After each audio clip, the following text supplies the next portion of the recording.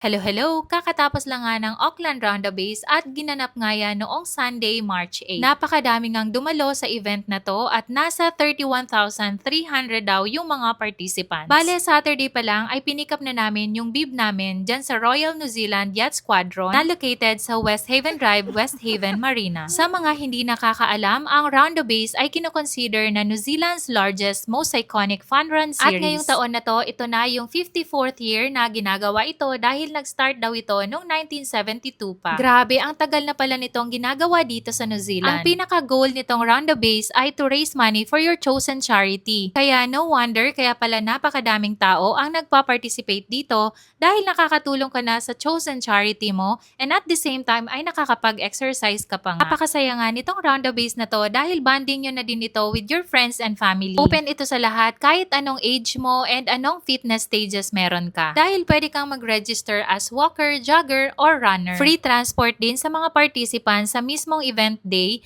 Kailangan mo lang ipakita yung race bib mo para makalibre ka. Bale, ang binayaran lang namin ay nung nag-bus kami from Howick to Panmure Station dahil yung Howick and Eastern buses ay hindi included sa free transport. Then, nag-take kami ng train from Panmure Station papunta ng city. Hindi kasi ini-encourage na magdala ng sasakyan dahil talagang magiging crowded yung lugar at mahihirapan ka lang din maghanap ng parking. Bale, yung distansya ng fun run na to ay 8.4 kilometers. Magsa-start yan sa Key Street dyan sa city at matatapos sa St. Heliers. Kung tatakbuhin mo yung 8.4 kilometer course, matatapos mo yon ng mga 25 minutes at kung walker ka naman ay nasa over 80 minutes. Di mo din naman mararamdaman yung pagod habang tumatakbo ka or naglalakad dahil along the way ay napakadaming entertainment kaya maaaliw ka talaga. Nag-start yung event at 9:15 AM, inunahan yon ng mga elite runners, sinundan ng joggers at sumunod naman yung walkers. Second time ko na ito maka-attend sa Roundabase. Nung unang beses ko ay nung 2016 pa, kasama ko noon yung mga kaibigan ko. At this year nga, kasama ko na sila Carlo and Clay at ito naman yung first time nila. Dahil second time ko na itong nag-participate sa Roundabase, ang na-observe ko lang ay grabe na yung improvement from 10 years ago. Mas madami na ang pakulo at entertainment sa daan at parang mas masaya ngayong taon. Sobrang nag-enjoy talaga kaming tatlo nila Carlo and Clay, kahit si Clay ay medyo masama yung pakiramdam that day. Sa mga nagtatanong pala kung paano daw mag-participate dito, kailangan mo lang mag-register online. Tapos, yung mga registration fee naman ay depende kung kailan ka nag-register. Sobrang aga mong nakapag-register around September 1 to September 14 last year, nasa $35